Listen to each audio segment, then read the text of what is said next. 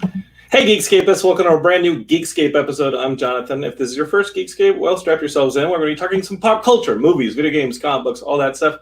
And obviously, we live in a burning country right now if you're in the United States. So we'll be talking a little bit about that. If you guys want the politics talk, I think we did a pretty good job last week with Ed Greer. He's a comedian you might know from Comedy Central, and got a lot of good feedback on that show. I'm really happy that you guys are responding to some of the activism going on here at Geekscape. This is a platform I've been building for a while, and it's not the biggest platform, but it's mine. And I think that right now, when you see things a little bit out of whack and people being mistreated, and you're asking yourself, what can I do? Ask yourself what your platform is. What do you got? Who's listening? Who do you have at your disposal? And then talk to them, right? But also listen. I think that's the big one, is listen to what other people are going through, and let's discuss. Let's talk about it. And this is kind of the forum I've made. Chris Kluwe, NFL player, but also activist and game designer, is going to be on the show in just a little bit. So we're going to get to that. But again, thank you guys so much for not just tuning out, I guess. This is uncomfortable stuff. When you've got these push and pull and the shifts in our social structure, sometimes you end up on the outs, or you end up in a pretty uncomfortable place where the known is suddenly in question. And where do you go from there? Well, let's not be alone in that. Let's not stand on a hill and be like, this is the way things should be. I think communication, what we're doing right here, is the best way to go. And that's what we do on Geekscape, whether we're talking about movies and comics and video games and stuff that you might not think matters, but I'll argue that fiction is a pretty valuable prism with which to see real life events. Well, that's what we built this for. So thank you guys so much for the feedback on me using this platform to, I tried to make it funny, but ultimately telling you guys that racism, like I said last week, is a white problem.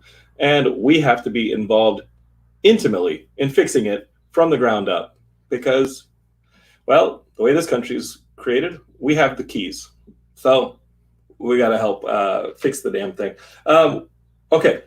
You guys are doing all right? I got some news for you guys. Comic-Con isn't entirely canceled. Well, okay.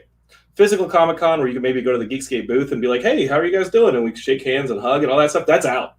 COVID-19 put that thing in the dumpster. But there is a virtual Comic-Con coming up. Same weekend. I think it's the 24th, 26th of July.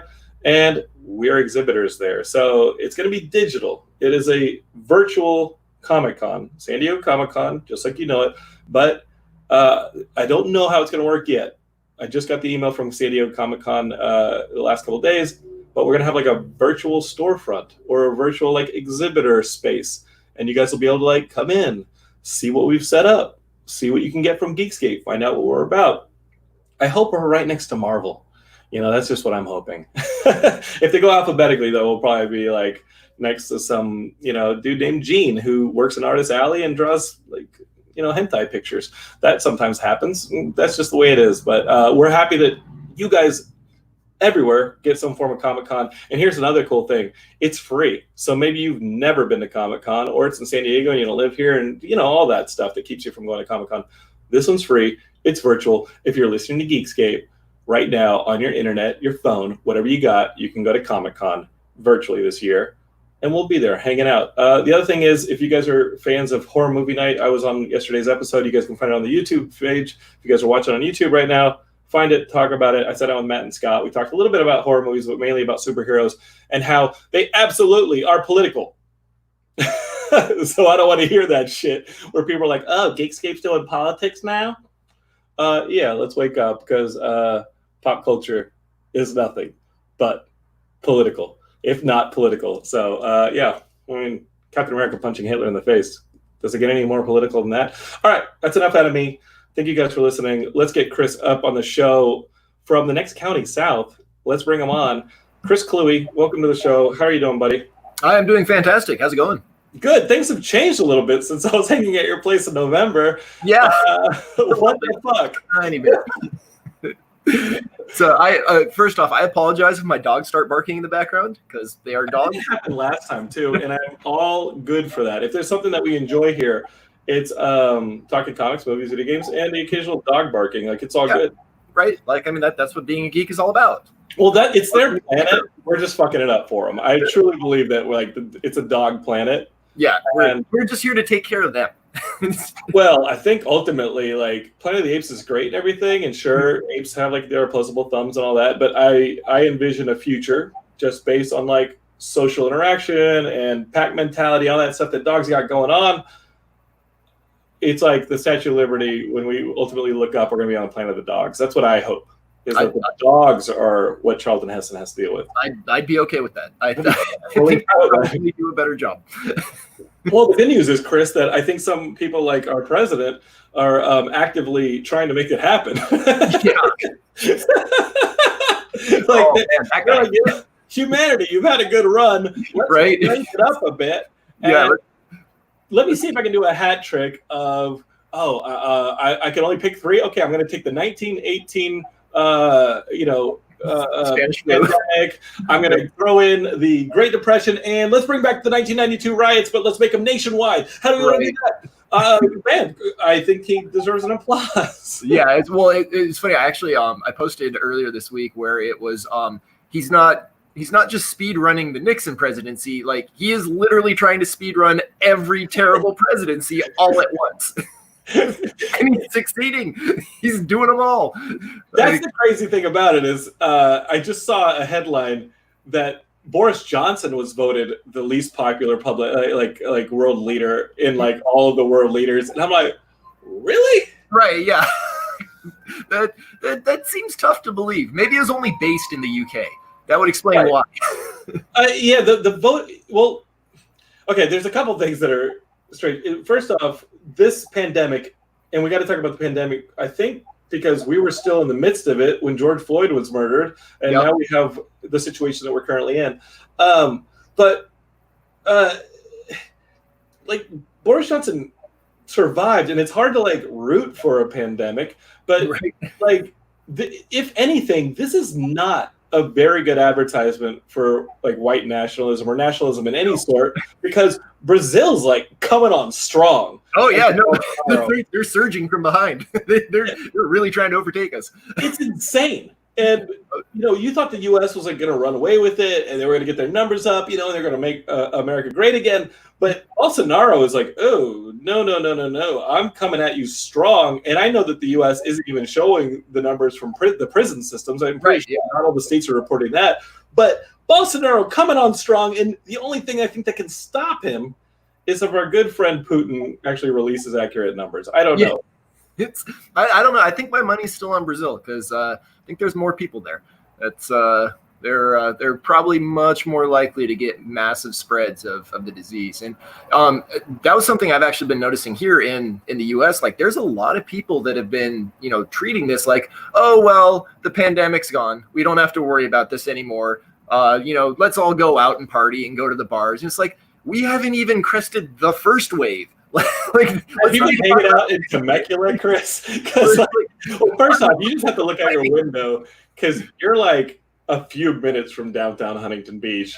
Yeah, and God, freaking all those people. You're at the epicenter of Open America in California. Yeah, I was. Well, I mean, I'm sure you've seen the meme going around where they showed the pictures from the people protesting to reopen versus how the police treated the protesters that were saying, hey, don't kill black people anymore. And I was actually at that second protest, and the cops, like they flat out rolled up in military gear. And it's just like, we're peaceful. We're standing here. And I will say, I have had conversations with people on the other side where I'm like, do you not understand that there are people with literal swastika tattoos on their neck on your side? And you are not getting rid of them. Yeah, I mean, if you missed that last week's episode with Ed Greer, like that really was a pretty great conversation. And then obviously this week tonight came out with an all defunding the police episode, and just learning how much of our police system is ingrained in that shit.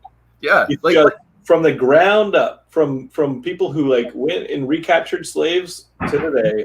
That is the system that we've had. And it's also like I looked at the budget for Huntington Beach where I live. 33% of our budget goes to police, and like we're closing elementary schools. Like we're trying to cut other programs to keep like health services and education even somewhat stable. And it's like, why don't we pull some of that funding from the people who have tanks You're in a surf town. You don't need tanks.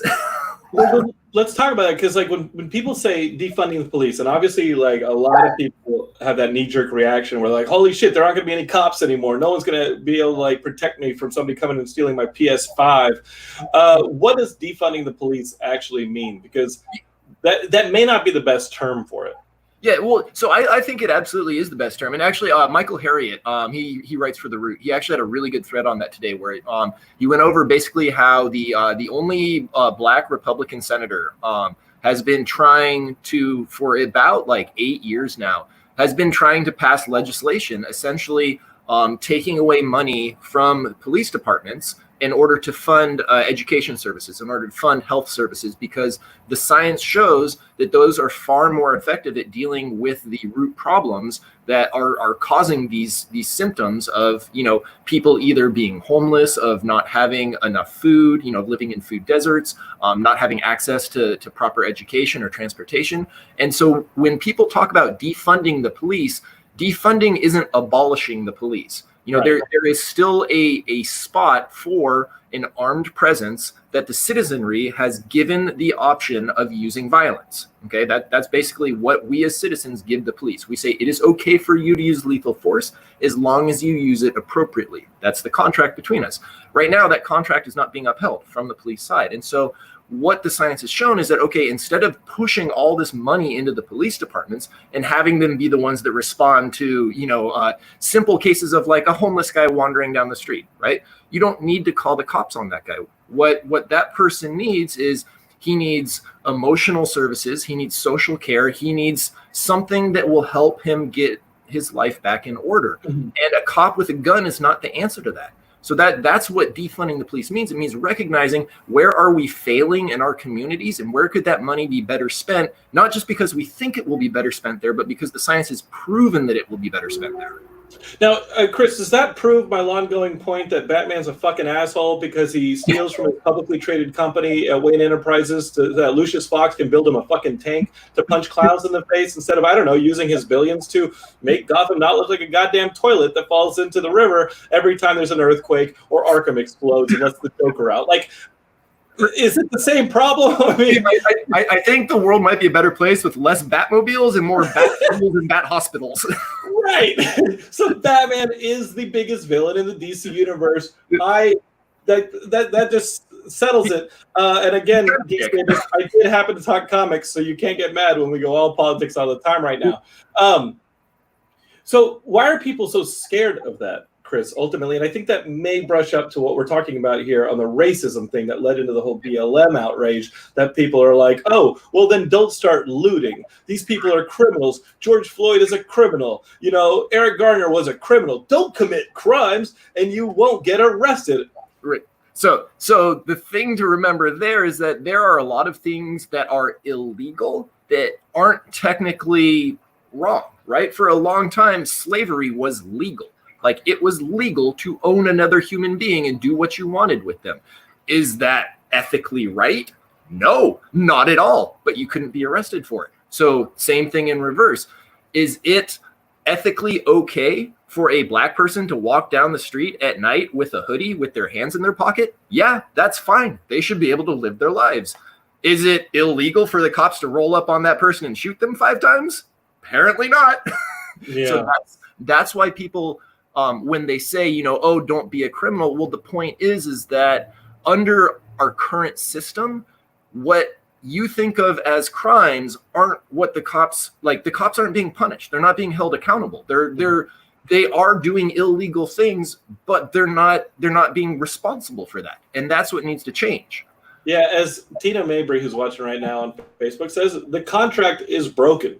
Yeah, like, no, and it's been broken for a long time. Like, this isn't anything new. I mean, I actually just read a really good book. It's called Troubled the Saints. I was doing it as a book review for Lightspeed. It comes out in July. And it's a story about a group of black individuals in New York in the early 1940s. But a lot of the stuff that the author talks about, the issues that she's discussing, are totally applicable to what we're going through today. And I mean, and those weren't even new issues in the 1940s. I mean, racism, that's been around since this country has been founded.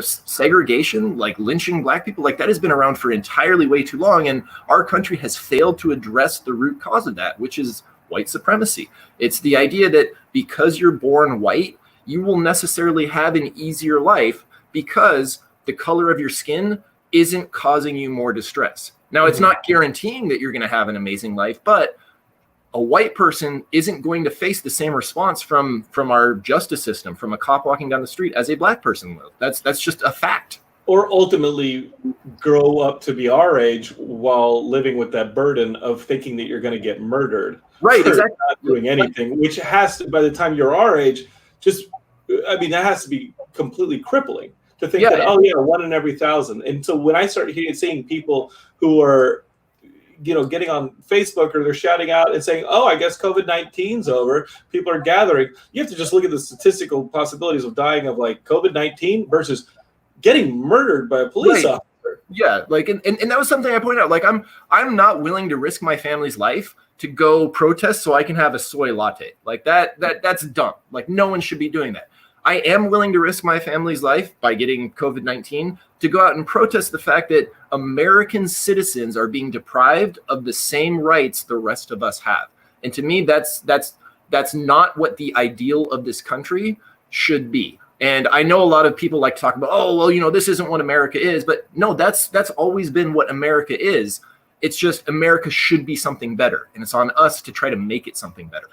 I was talking to somebody last night. We were about to watch the documentary LA 92. Have you seen it? It's on Netflix. It's about the Rodney King verdict and everything that came out of it. And holy shit, the parallels between this time and there. And I want to talk to you about not just the parallels between what happened there from, the militarized police coming in and the National Guard coming in, not unlike what happened in this past week. But there's also the differences that are happening. Whereas, I was young when Rodney King was beat up and those 4 officers were acquitted. And watching it last night, you watch it and there was the altercation with the Korean shop owner kills the 14-year-old girl. You've got the Rodney King verdict getting, these guys all get off the hook. But then it very much turned into, an LA thing in one way, but it also turned into very much a race thing. And even though right now I feel like this is very much a race thing, when you start to see protests happening internationally for what's happening in the US, when you start to see things, it felt bigger. It feels bigger. And obviously, like, LA was burning in 1992. Like, so much of Los Angeles was on fire. And there were curfews like there are now, but this feels so much wider spread than LA and also not as violent. Like, how are the differences from what happened in 92 to now? I think the rise of social media is playing a huge part in it, because now it is very, very hard for people to turn away from hundreds of accounts of eyewitness police brutality. Sure. Like, you can look at, the police beating Rodney King and be like, that's just a couple bad apples. Like, this is just a one-time thing. But when you consistently see night after night after night unprovoked police aggression on peaceful protesters, it is very, very hard to say that, it's just a few bad apples, because it isn't just a few bad apples. It is how the police have been conditioned in this country to deal not just with black peoples, but with protest in general, because they don't want people striking, protesting for the rights of others. That is very vague. Right, but the idea that we're going to look beyond our racial differences and start seeing what the main problem is, rich versus poor, is scary to them. Mm-hmm. It's very scary. I mean, and that's the other thing, is that as you said earlier in your monologue, as white people, like, it's on us to fix this. Like, we as white people created these systems. We can't then expect the people those systems are oppressing to be the only ones tearing them down. We have to get there and start tearing down some bricks as well, because without our consent, the police do not operate. Without our consent, the government does not operate. We are the citizens of this country, and it is by our consent that our political servants do what they're able to do. So if we withdraw that consent and say, we no longer support you, this is no longer what we want this country to be, then you either go full on fascism, which is obviously still an option on the table. It's still an option on the table. Just talk to your good buddy Barr, who was also president in LA in 1992. Right. He was Bush Senior's dude. And now he's Trump's guy. And so he knows all these tricks. And you saw them start to repeal that stuff when Obama was starting to do that. So you start seeing them repeal these things so they can create this militarized police state. So, but what it does, though, is it forces them to take the mask off. They can't hide behind respectability politics anymore. It's no longer, oh, those thugs in the inner city are acting out. That's why we have to crack down. It's like, no, you just want to crack down on anyone who threatens your power. And more and more people are starting to see that, which is why I think you're seeing these protests continue, not just in the US, but internationally, because I think a lot of people worldwide are starting to understand that there is a significant amount of power in a large group of people assembling together, united for a purpose. That is very scary to those who study history. But Chris, they've also said in this other system, which is the race to de-educate us, the race to have people like Betsy DeVos come in and make sure that we're not aware and that our awareness is shackled and we aren't educating ourselves or communicating, and that we're not trusting their news sources. We don't have those resources to kind of educate ourselves or to communicate. And now we have these little isolation areas where you see guys on Twitter being like, oh yeah, if Trump loses, let me tell you what, we're gonna get real riled up. And I'm like, what the fuck is this? Is the blue collar comedy tour come back? Like this is so that's the thing, is that's been the Republican strategy ever since the the Dixiecrat strategy, where they're as long as you can make the meanest white man feel that he is above the best off black man, right? Like he will, he won't care whose boot steps on his neck. I think it was Lyndon Johnson that said that. But that's basically been the Republican strategy, is that they flat out appeal to the racist portion of the United States. That is their base. And until we hold them to account for that, the problem is just going to continue festering and getting worse. And this is a problem that we are going to have to address as a country, because it's not going to go away on its own. Did you watch the Watchmen series on HBO? I did. It was fantastic. Like, I was thinking about that again yesterday. And first off, like, David Lindelof can give you the Lost ending a million damn times, as long as, right. But I mean, he introduced the Tulsa thing back into the pop culture. Yeah. And the destruction of the black, Wall Street.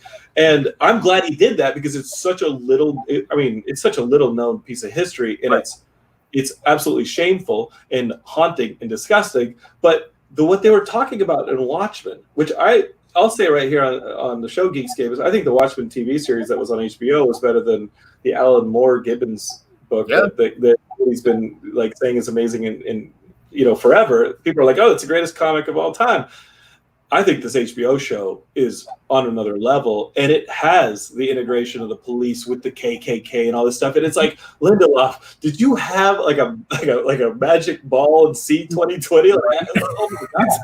Yeah, well, so that's the thing, though, is that he didn't need a magic ball to see into the future. All he had to do is look at our past, because that's what America has been. I mean, there are still places in Mississippi, in Arkansas, in Louisiana, where if you're a black person, you don't want to pass through those towns once the sun goes down. It's not a sundown town. Like that is why that Watchmen series is so good, precisely because it didn't predict the future. It's just showing us who we are. And like I said, until we come to grips with that, until we actively work to change that, it's not enough to just say, oh, I don't see color. No, you have to actively be anti-racist. You have to be against racism. Like there's no being in this one. You have to be Antifa. Right. Be an Antifa super soldier. We're everywhere. Like, what? I had an Antiphony, and we call her Antifa, and now I don't know whether or not to trust her. She sees violent. That is a dumb joke, and I don't really have an Antifa. Right. Well, no, I posted this the other day too. It was Antifa is what stupid people think a backup character in the new Final Fantasy VII remake is. You know what? I did see that, and you know what? If you actually fell for the 2-part Final Fantasy remake, you're going to be waiting 10 more years for the second half of. Like you kind of need to fall for that joke. Like, I'm sorry, but they did is I played it. I really enjoyed it. How the world building was amazing. Going into that world was amazing. The combat system was the worst combat system I've ever seen in a video game. It made me so angry. It just felt like the Capcom model that they did on Street Fighter, where they're like, oh yeah, here's part of the game. And here, we'll give you the rest at a later date. You'll figure out. And I'm like, you know what? Even though I love those consoles, I'm still a Nintendo fanboy for that reason, where they'll be like, you know what? Metroid Prime 4, it still sucks. We're not putting it out until it's right. Tina Mabry is just blowing up her comments. That's a good one. I was gonna say. Like, Watchmen was timely, and now Trump is holding his first rally in Tulsa and is holding it on Juneteenth. He's holding this thing with his, dog whistling, like pretty close to the date of the destruction of the Black Wall Street.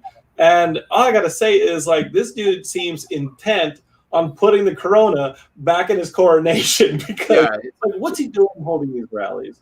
So the thing is, that is an explicit call to his base, and I guarantee Stephen Miller's behind it. And one of the reasons why is Juneteenth is celebrating freedom from slavery. It's this was when freedom was granted to the slaves, and that is why it is such a widely revered holiday in Black culture. And so by him saying, I'm going to have what is, for all intents and purposes, a white supremacist rally at the site of one of the worst massacres inside the United States by its own people, against its own people, on this day that is obviously super important to the very people who have been oppressed, like that is flat out. It's not even a dog whistle. It's a freaking cannon saying, come rally behind me. We don't care about these other people. We want America to be white, and that's it. And it's a really bad sign. I mean, I knew something was up, Chris, because people are like, oh, they're rioting and this, and then you start hearing like really shaky stuff about how, you end up seeing the videos online. You're right. Like, social media is really educating people to what may be going on here, where you start to see people who are not Black and they're going and they're spray painting BLM hashtags on businesses, and they're looting, and it looks like they're trying to frame it. And all I need is evidence to how there is like outside influence. Like the dude who is the lobbyist for the NRA from Iowa, who's been behind the whole Open America thing, and like, he got all the domain registrations and Facebook pages within like an hour of each other. Right. So it's like, here's the biggest clue, okay, that somebody is behind this. They were looting Santa Monica and Stephen Miller's parents' house untouched. Yeah, right. Yeah, if you were really righteously protesting and burning shit down, that'd be the first place to do it. Like, if you were like Black Rage and you were fucking angry, you'd fucking go straight to Stephen Miller's parents' house and make them fear for their lives. Well, I part of the problem too is that there are people showing up to the protests who they want to fight, right? And a lot of them are white kids, because they see it as an opportunity of, I can go smash some windows and engage in some violence and I'll be okay. And if you're one of the people doing that, knock that shit off, because it makes it so much harder for everyone else, because there is a valid stance to be taken on destroying property built off of your blood, sweat, and tears that you will never be able to own. Like there was a great clip from the other night where they were interviewing a Black woman down in Atlanta, kind of talking about what's going on. And I think that's the clip that they ended This Week Tonight on. If you guys that one on YouTube, it's a fantastic clip. Right, yeah. Where basically her whole point is like, why the fuck do I care if they burn it down? We don't own any of it anyways. But it was our blood and sweat and labor that built all of it. And I mean, I don't know how you logically argue that point, because if I was someone who had built all this stuff but was forbidden to partake in any of it, I'd be pretty fucking pissed too. I wouldn't care if it burned down. I mean, now, obviously, that being said, I hope we're not at the burning stuff down stage just quite yet. But I wouldn't be surprised if it gets to that stage, because again, this is America, one of America's original sins. And until we grapple with it, until we legitimately fix the underlying symptom of white nationalism, then the symptoms will not go away. Right. Rick Doe over on YouTube says he's watching KKK protests in Georgia on Twitter right now. Police are smiling. It's so gross. Saw someone post a petition to make the KKK a terrorist organization. I think I agree with you. And let's throw the NRA and MAGA in with it. I mean, if you're going to do hashtag Antifa as a terrorist organization, let's do hashtag MAGA. Yeah, let's tally up the body counts on both sides and see which one's ahead. Because I guarantee you, like, one side has killed a lot more people than the other. Shit, man. What do you tell somebody, who it says, I mean, I think you covered it. It's just like when somebody is like, hey, I don't hate anybody, and they just want to sit on the sidelines. And it goes back to what I was saying earlier, Geekscape. It's like, thank you guys so much for hanging with me for well over a decade and letting me talk to people like Stan Lee and George Romero. Those are gifts that, like, I will never be able to repay you guys. But this is like a calling that I think we have to address. And it means a lot to me that you guys were really patient with me the last couple episodes and letting me talk about this. We all have to be active with whatever platforms we have. What do you say to somebody, Chris, who's like sitting on the sidelines? You know what I mean? Like, you were in the NFL and there were a lot of people sitting on the sidelines. Right. You watched stuff go down. Yeah. So I actually was asked a similar question to that. And the answer is that to be racist doesn't necessarily mean that you're wearing a white hood and you're burning crosses on people's lawns. You know, that is a very visible outward indicator of racism. But to be racist means you allow the power structures that let those people in white hoods gather and burn crosses on lawns, and you don't do anything to stop them.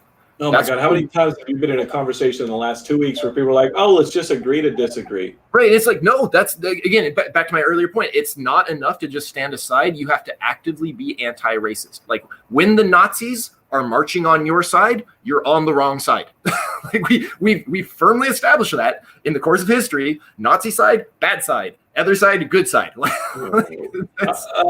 I don't know if you remember this from our when we were hanging out in November, but Drew Brees and I graduated high school together, and he was obviously in the news because the whole kneeling thing. And I got to say, like, it made me actually feel really good that he turned around and said, you know what, I was wrong on this. Mm-hmm. That's the other thing. It's okay to be wrong. It's okay to not understand the structures that surround you because you've never had to notice them before. Like, you know, it's like a fish swimming in the ocean, right? The fish doesn't know what water is. That's just the world that it lives in. So if you are operating in society and you don't understand why it's racist, that's fine. You just haven't been made aware yet of all of these things that surround you that make up the world you live in.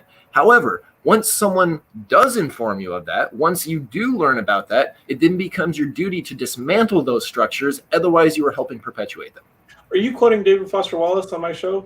I'm not sure if I am or not. I think he gave that exact metaphor on awareness, the fish swimming in the water. Mm-hmm. And one of the big fish comes up to the other fish and says, how's the water? And the other one goes, what is water? I think that was part of a graduation speech that David Foster Wallace gave. And I'll send it to you. They turned it into a pretty awesome video. Okay. And it's exactly about that. Like, your awareness is your education. Right. That is your education, your awareness.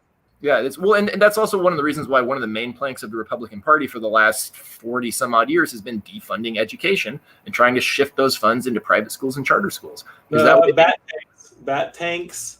Yeah, bat tanks, and private bat schools. They don't want public bat schools; they want private bat schools.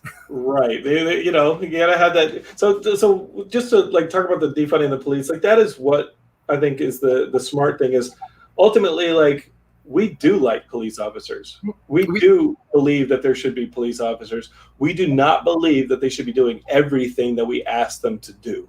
Right. Because it's a disaster. Yeah, it's what we want is justice. We want the idea that if someone breaks the social contract, whether that's stealing something from your house or knocking you down in the street or whatever it happens to be, we want there to be the idea that there will be not repercussions, but that they will learn a lesson from that and hopefully be persuaded not to do that in the future, and that they will be treated fairly in the same manner as everyone else. And what we have right now is not justice. Well, Chris, you've spent a large amount of your life building your body up to a standard that is above the normal individual, right? You played in the NFL. You had to get yourself there. Why not just put on a costume and be like, you have failed this city? Like what is keeping you from vigilantism at any point here? They're not getting caught for doing it. Thought about this, putting on a mask. No one respected you until you put on the mask. Right, until I put on the mask. That's actually, I will say, that is one of the downsides to a lot of comic book superhero type stories, is this idea that there's a singular individual that changes things. Because in history, it's never one person can be a catalyst. They can inspire change. They can inspire others to do stuff. Yeah, put on the cape. I'll borrow one from my daughters. But you did. And what was the name of your book? Beautifully unique sparkle ponies. I'll get embroidered with that. I'll be the sparkle pony. Come here to break. Very well, Chris. Like it's part of the brand now. Yeah, but no, it's like if we want meaningful, lasting change, it has to come from a majority of the people of that society. And again, that means it falls on our shoulders as white people to be the main part of that change, because we are the majority of the people making this happen. So that's, it's tempting as it is to be like, oh, I'm the Batman. It doesn't work. Like it might make you feel good for a little bit, but you're treating the symptoms. You're not treating the disease. Right. And, I would just end up being like the Adam West one anyway. Like, like yeah, he's not too tight around the midsection, and he needs a lot of like really wacky gadgets. He's got that shark repellent. It just won't work. Speaking of people who are a little softer on the midsection, is Ben Shapiro made of wood shavings and leftover ham? Like, what is this fucking guy's problem with the equivalent of shut up and dribble that he gave out in the news today? Can you explain what happened, Chris? Yeah, so Ben Shapiro basically came out and said, I'm very upset because all these sports are being political and they're taking away my safe space. Sports is my safe space. And Ben Shapiro has made a large amount of money for himself by being a stupid person's idea of what a smart person looks like. Like that, just like Trump is a stupid person's idea of what a rich person is. Yeah, no. He think a lot of people think that because Ben Shapiro talks fast and uses some big words every now and then, that makes him a smart person. But that's not what makes you a smart person. I mean, there are a lot of people who can talk fast and use big words. What matters is what you're actually saying. What's the actual content behind your argument? And every argument that Ben Shapiro has ever made has fallen completely flat on its face when presented with even the tiniest shred of resistance. He does not argue solid foundations of logical thought. And it is so infuriating. Because he has like 1.5 million followers or something like that. People actually fucking listen to this guy. I mean, and it's just like the entire world is politics. Like literally the air you breathe is politics, because it is government regulatory commissions that are determining how much coal dust is allowed in that air, how much arsenic is allowed in your water, how much sulfur can be drifting down through your mucous membranes. Like everything is politics. There is no safe spot for politics. Like sports is totally political. Guess who paid for the stadium in your city? Most likely you and the other taxpayers. Like, guess who paid for his career for standing up for gay rights? Oh, this guy, Chris Kluwe. Yeah, I might know a little bit about that. I mean, would you say that? I mean, I'm joking, but would you say that that's a little bit true? Is that like? Oh yeah, no. In November, like, I mean, you're kicking. Yeah, no. If I hadn't spoken up, I would definitely still be playing in the NFL. I mean, it's the same thing that happened to Colin Kaepernick, right? Like he is an immediate upgrade for at least 12 NFL teams at quarterback. They're like, and I'm just talking flat out, not even knowing the system, just in terms of pure athletic quarterback ability, he is an immediate upgrade for those teams. But he doesn't have a job because he spoke out against something that the owners felt wasn't appropriate about being spoken out on in the NFL. However, they're just fine with military flyovers. They're just fine with giant salutes to the flag and recruitment drives. Those are politics too, but you never see anyone on that side complaining about, oh, let's get those out. Have you ever heard Ben Shapiro say, oh, maybe we shouldn't be, dressing up our sports into nationalistic military jingoism? No, you'll never hear him say that. And he knows he'll never say it because he does not care about his arguments. Like he knows he's making bad arguments, and he just wants you to kind of slide past that point so he can sell you freaking weight supplements or gold dust teeth or some crap. Or when Tucker Carlson is like, what does racism look like? Or they're going to come and get you. Right? I mean, you, Tucker. Yeah. He has a legit fear because he's a douchebag. When you see like Roger Goodell come out and say that he was wrong, how does that make you feel? Because you were in a climate where you saw homophobia going on and you spoke out on it. And like, I mean, you say that there's like 12 quarterbacks out there, 12 teams out there that would have an upgraded quarterback. Do you watch kickers and you're like, yeah, I could throw it over these mountains? Do you get a little Uncle Rico when you see some of these NFL players and you're like, you know what, I can still kick for a team? I mean, so that's the thing, is that I made my peace with the fact that I might lose my job like before I even got involved, because I knew that was one of the potential outcomes. And I knew that, okay, if I wasn't going to be able to live with that, then that was something that I should probably stay away from, because, as a person, it would start tearing me apart from the inside, because I wouldn't be able to reconcile it with myself. So yeah, I definitely think I could still be playing in the NFL. Back to the Roger Goodell point, I think him coming out in the NFL apologizing is great public relations. I'm interested in seeing who they're donating to for the presidential campaign. Right. Because that tells you what they really believe. Right. It's something that we've been dealing with in a small part here with Geekscape. Like I said in my monologue, when people are like, oh, you're doing politics now? It's like, come on. Like you said with sports, pop culture, comic books have always been political. Film has always been political. Art has always been political. And if it's not political, it sucks and it doesn't say anything. So case in point, comic books, the publishing industry. Who are the publishers? Who are the actual people in charge of publishing comic books? Because I'll bet you money, 90% of them are old white guys. Right. And that's Marvel. Like when you see that going on, like that is Marvel. And when you start to, what was really cool was seeing like Jerry Conway come out and say like, I don't want the police to take over my Punisher logo. Mm-hmm.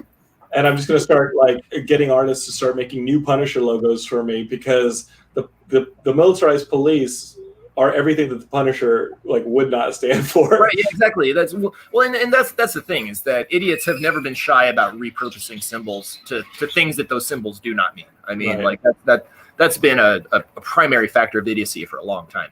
But yeah, it's again, if you don't think politics is prevalent in the stuff you enjoy and the media you consume, then you need to take a closer look at who is actually making the decisions about what is available to you. Because there are a lot of very good, Black authors, Black writers, Black artists, Black creators of all types who don't get the same chances that white people do, because the people in charge, for whatever reason, don't think that their work is going to sell as well. And so they don't even give them the opportunity. And so what you see, the media that you're allowed to see, is not necessarily representative of all the people creating that media.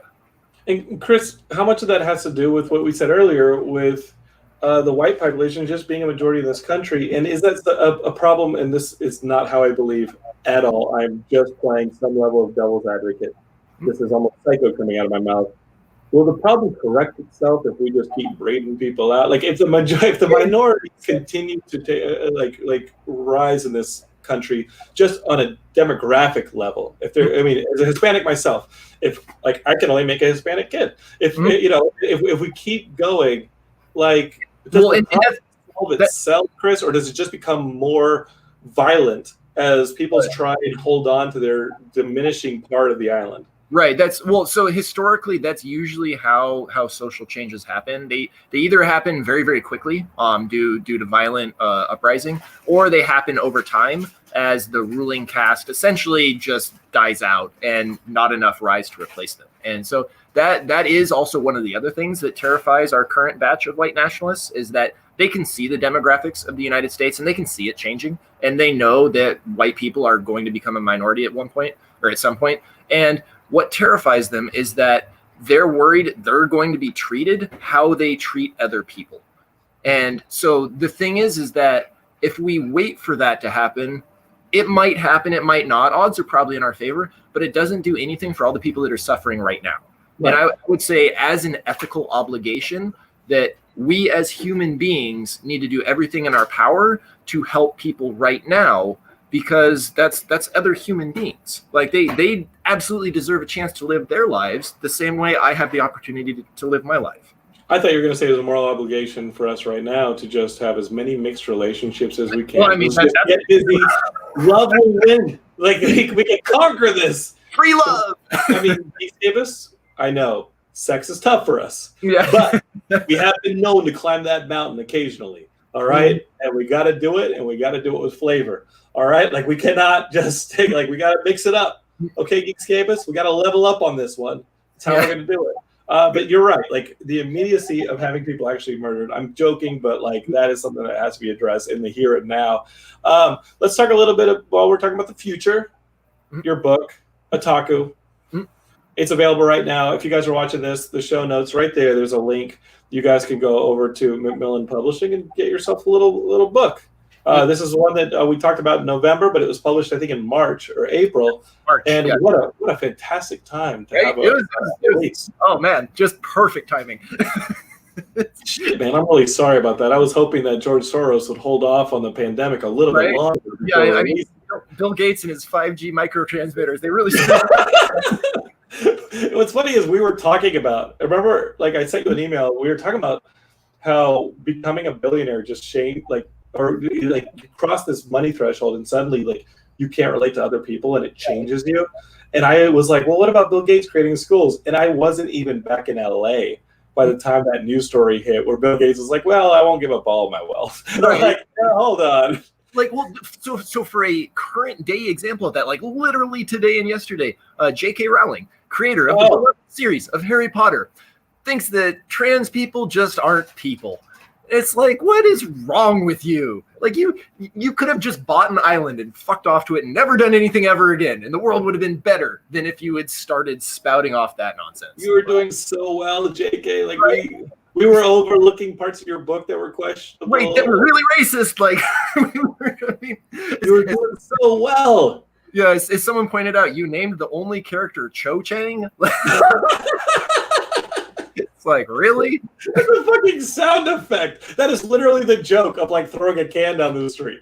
God. Remember that racist joke kids would say, you know, and you're like, oh, this is how you make an Asian name. You throw a can down the street. And, like, J.K. Rowling did that. Yeah, no, she did it. She literally did it. And the craziest part is that she's not backing down at all. Like, she thinks she's perfectly justified in being like, oh yeah, you know, trans people, you don't deserve the same rights as everyone else. It's like, no. We doubled down on it. And just a warning, if you're listening to this and you don't agree with the politics, would anybody DMs me or leaves a comment on the Geekscape stuff where we're getting political? And yeah, we're a little bit left. We're actually pretty left. I literally send a message to the rest of my writers and podcasters when I get a DM like that and say, hey, crank it up further. Because come on, you got to use that platform for good. And Tina Mabry, we ain't shaking her. She loves the content. She likes the show. She better come on the show. I love you, Tina, and you're an amazing director, and I love all the success you've had in TV. Let's get you on the show. She says, thank God for Daniel Radcliffe. Yeah. I mean, that's the good thing, is it seems like most of the other people involved with Harry Potter, like from the movie perspective and, you know, just surrounding it, are like, yeah, no, J.K. Rowling, no, she doesn't speak for us. Like, she's being a bad person. And that's the thing, though, is that if you do have a platform, it is kind of it is imperative that you use that platform to help other people. Because the way I always look at it is, okay, if I didn't have a platform and I was in trouble, I would want someone who had a platform to speak up for me. So if the roles are reversed, well, then I have to speak up for other people. Otherwise, how can I expect it for myself? And somebody that Geekscape was just pull back the curtain. I've been talking to Dan Fogler, who's in Fantastic Beasts, that series. I think he plays the Marvel dude. Been talking to him about getting on the show, but he's like in London. I don't know if they were starting to shoot the third Fantastic Beasts movies or not, but with the pandemic hit. But I was like, hey man, are you on the East Coast? Are you in LA? And he's like, I'm in London. And I was like, it's going to take a little weird. Like, we got to figure out how to schedule this one. But I'm trying to get Dan on the show, and it's kind of, you know, I don't know how he will answer that question because he's still actively involved in those movies, in that movie series. You know what I mean? It may be too much of a hot topic for him. Because so here's the thing, right? So John Boyega, right, went out in London and you know, flat out was like, look, this shit is unacceptable. We need to be speaking up. I don't care if it costs me my job. And he's one of the people that has the most to lose from saying that. Like, if you're a white actor or actress, it is absolutely incumbent upon you to stand with the people of color who are speaking out, because you lending your support to them shows that the people, you know, shows other people that this isn't just some isolated thing. Again, we cannot expect the people who are being oppressed to do all the work of tearing down the systems that are oppressing them. Right. Let's go back to your book, because like when we started talking, we started being like, oh yeah, but what about that? What about that? And I agree, like the John Boyega thing was pretty inspiring, and he actually addressed it. He goes, this might be the end of my career. And immediately you start seeing on Twitter, not just, you know, filmmakers of color, but people just saying, dude, we got you. Right. Yeah. Like, this will not cost you your career. Like, what he's doing is amazing. And Geekscapists, if you've been with us the whole time, you know we love to tech the block from the beginning. And we've been big John Boyega fans the whole time. Let's talk about your book.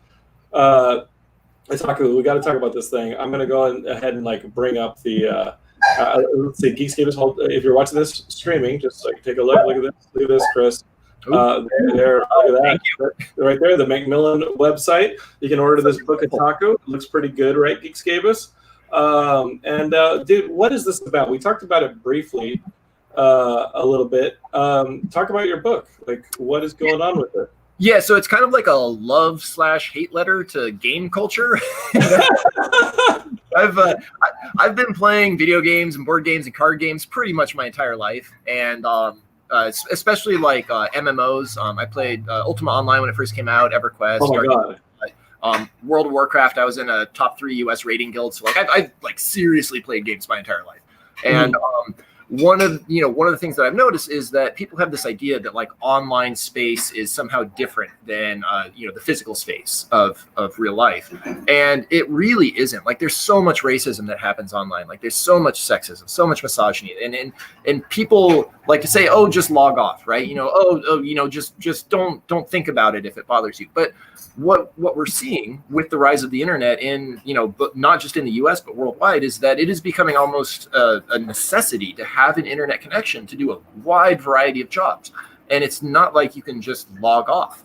And so when I initially started writing Otaku, it was pretty much in direct response to Gamergate, when all that shit was happening, and I was not a fan of Gamergate. Like those guys are dicks, and so what I wanted to do was I wanted to write a book that would be kind of the traditional, like Gibson-esque cyberpunk, adventures, cool tech stuff happening that they would want to see themselves as the protagonists of, but it would become evident very, very quickly that they were, in fact, yes, the bad guys.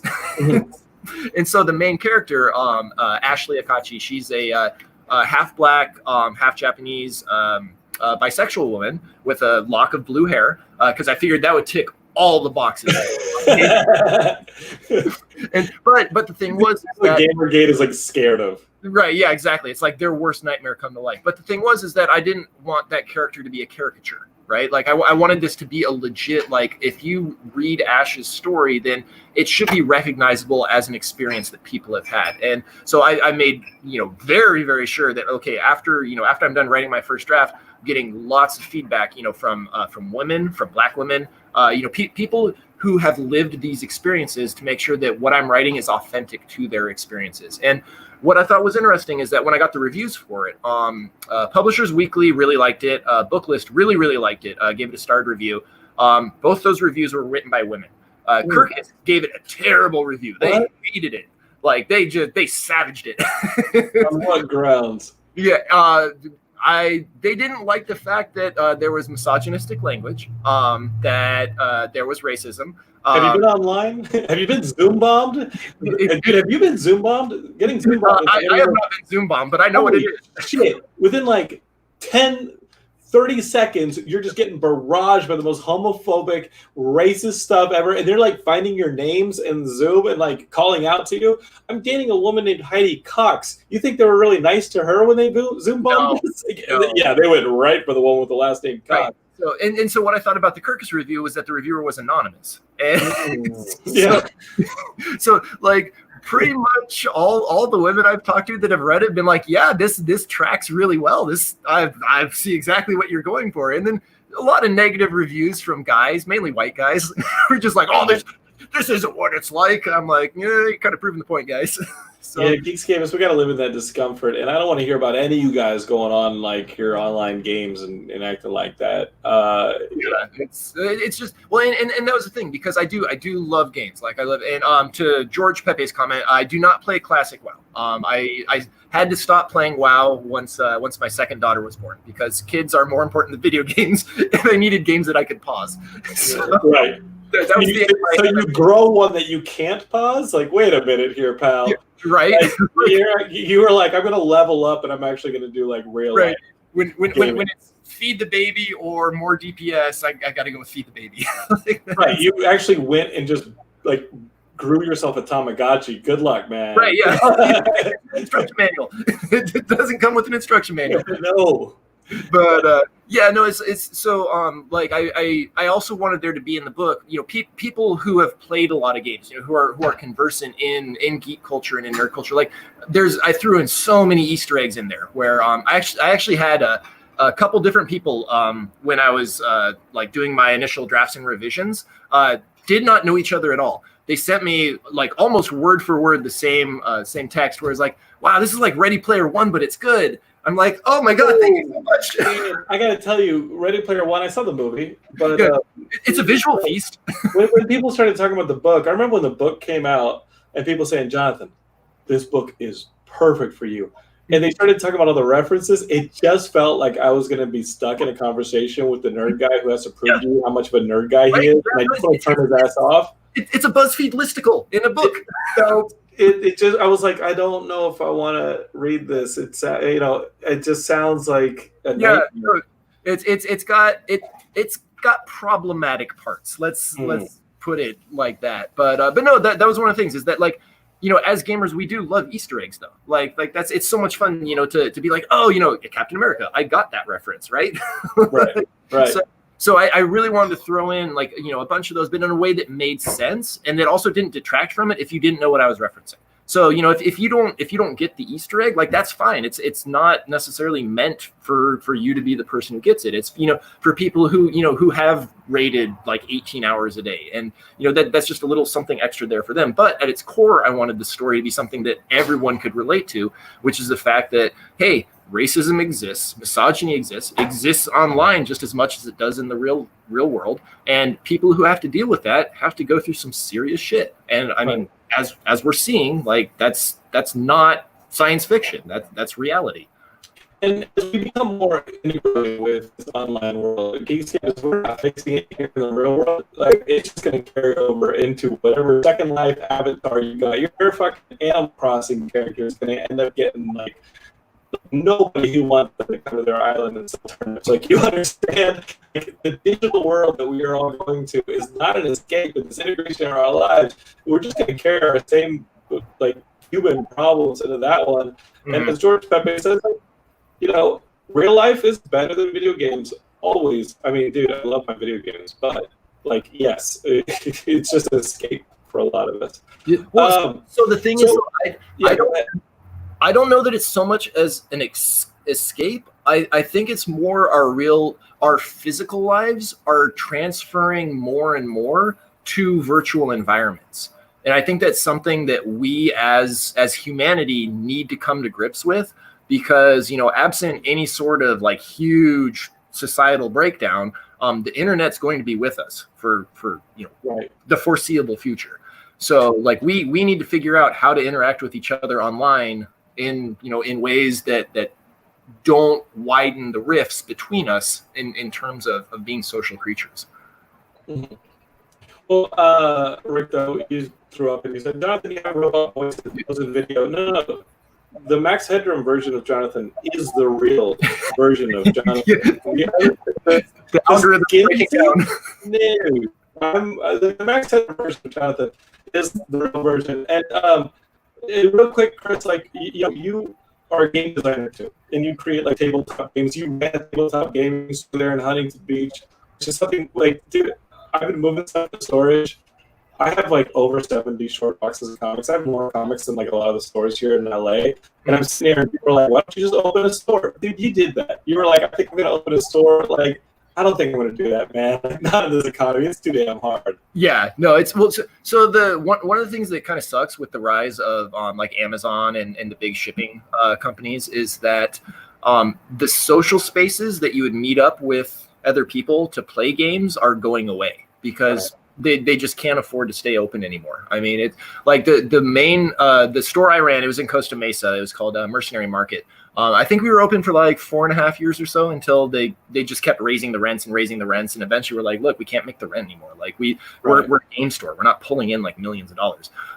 But like what we wanted to provide wasn't necessarily a game store to sell games to make money. It was a space where people could gather and meet other people who were interested in trying the same things that they liked, or, finding new games, or, finding new people who like the games that they like. And we had a great community. Like, it was, we had a bunch of people that, they loved coming in, they loved checking out new games. They'd be great about talking to new people, trying to get them excited in games. And I worry that, like, especially, with the pandemic going on, like, it's very, very hard for brick and mortar stores to stay open right now.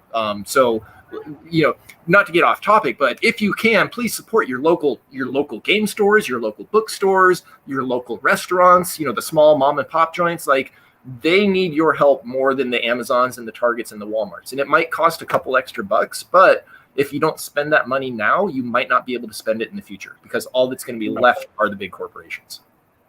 So Chris, would you ever done it again and continue to be a game designer? Sorry, say that again. You went robot voice. Oh, sorry. Open your mind to me, and I will integrate the neurons into your skull. No, what I was going to say was, would you design a game again? Are you continuously still designing games? Yeah. Oh, yeah. I'm working on a couple right now, actually. I've got one that designed with a friend of mine from Minnesota, and don't worry about feeling my.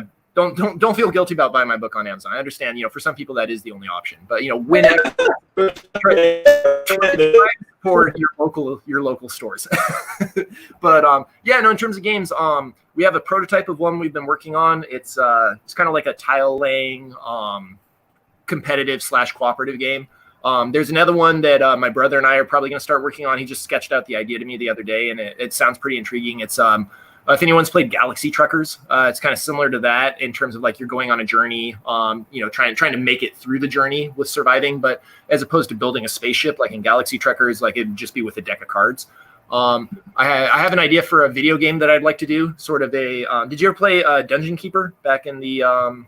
Was it? Yeah, where you can design a dungeon and then lead people through it and things like that. Is that correct? It was by Bullfrog. So what Blizzard was before they were Blizzard. And yeah, you were the commander of the dungeon, and you had to, like, recruit imps to carve out spaces, and, you lay traps, and the heroes would come down. It was really, really fun. So I have an idea for something like that, but sort of set more in like a an Archer type universe. So, you'd be the half working for the mad genius tech evil dude, and you've got the government agents coming in. So I've got some ideas there, but I've got lots of ideas for games. I hope. And Jim Pellegrinelli in Brooklyn says Dungeon Keeper ruled. All caps on that one. Geekscape was releasing on the podcast. It's all caps. Yep. I didn't even tell you when you said Ultima Online. Like, one of my most important memories as a kid growing up in Austin was. Because I come from a long line of liberals, my dad would donate. Lord British would hold these events at his house, which was really a castle. It had trap doors. It had, like, a pool that goes inside outside. He had, like, two really amazing cars, like a Ferrari and, like, a Lamborghini. And one of them, the license plate was Ultima. The other one, the license plate was Origin. And, like, I think my dad donated to whoever was running for office. I think he donated, a bit just so that he could take me to Lord Bridges' house. That's cool. And it was like, I think I went once or twice, and it was like, I mean, Dad, I'm so grateful for you for doing that, because, like, holy shit, like, he was a local celebrity, especially, like, making all the Ultimate games. He would play those games. I was like, oh my god, the guy from Austin made these games, and it's pretty incredible. That's, when you said Ultima Online, I popped a bit. Yeah, no, Ultima Online was great. It is still one of the very few games I've played where you had the freedom to do whatever you wanted. And that could be really good or really bad. It was also hilarious how it was, like, since it was one of those first, like, graphic online games, in terms of, like, using actual graphics as opposed to being like a MUD, that your connection speed really, really mattered. So, like, me and my buddies, one of them, he convinced his grandparents to get cable internet, like, back when everyone was still up on dial-ups, and we'd all go over there to play just so that we wouldn't have as much latency, so you can gank people. Hey, speaking of latency, Heidi, can you come in here real quick? Rick says, next stream, make sure Heidi stays off the Wi-Fi. Lend her some comics or something. I don't think that would work, but maybe if I get HBO Max, she can watch Friends. Say hi to Chris. And Hi. what's going on here with the streaming here, Heidi? Our podcast listeners don't care, but the people watching are like, "Hey, what's up with the Wi-Fi? Are you on? No. I'm kidding. She hasn't been here. I just wanted I to just say hi got to back everybody. from Trader Joe's, but hi everyone. Hello. Say hi. How's your studio space? The studio space is great. I want to remind you guys that during the pandemic, I'm streaming from the Darling studio. That's Heidi's company, and this is Heidi's bedroom. So I gotta pay the rent to my production studio right here, and that's the woman who's like, "Hey, make sure you pull that plug." So, Geekscape brought to you by Heidi. That's why I look so brilliant here. Yeah. Oh, yeah. That's not my artwork on the wall, buddy. That's the princess's stuff right there. That was the queen. The queen. Okay. She corrected me. She's like, princess. I thought it was the queen. Okay. This was a bad idea. Hi. Nice to meet you. Yeah. Thanks, Heidi. All right, Chris. In closing, we've talked about a bunch of stuff. What I want the Geekscapists to do, though, what I really want you guys to do, to thank Chris for coming on the show, is again, go pick up Otaku. If you guys have a local bookstore that's doing like curbside delivery, or maybe you guys live in one of those places that opened America, and it's like, hey, let's get that second spike going. Go pick up Otaku in your local bookstore, and if you're George Pepe and you just don't have a choice, order it off of Amazon. But either way, maybe get like a digital version. There's digital versions. But yeah, go pick up Otaku. It sounds great. Sounds awesome. And if it doesn't sound like something you would want to read, if you could go donate some money to like a bail fund for protesters, I would really appreciate that. Because there are a lot of people who are going to have their lives kind of upended by going out and trying to do the right thing. Bailing them out of jail is one of the most concrete actions you can take right now. Cool. And how many of these people, because I've listened to some police officers say, like, hey, these people don't have any, like, they don't need to be bailed out. They don't have any charges pressed against them. We're just holding them. That kind of thing. Is that bullshit?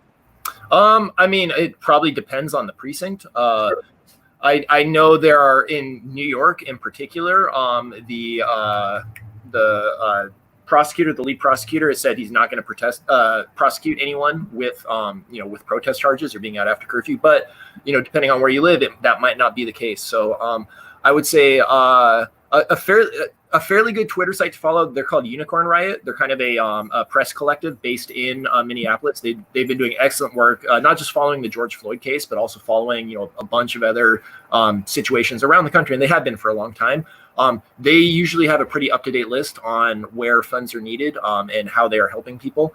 And I know the Minnesota Defense Fund.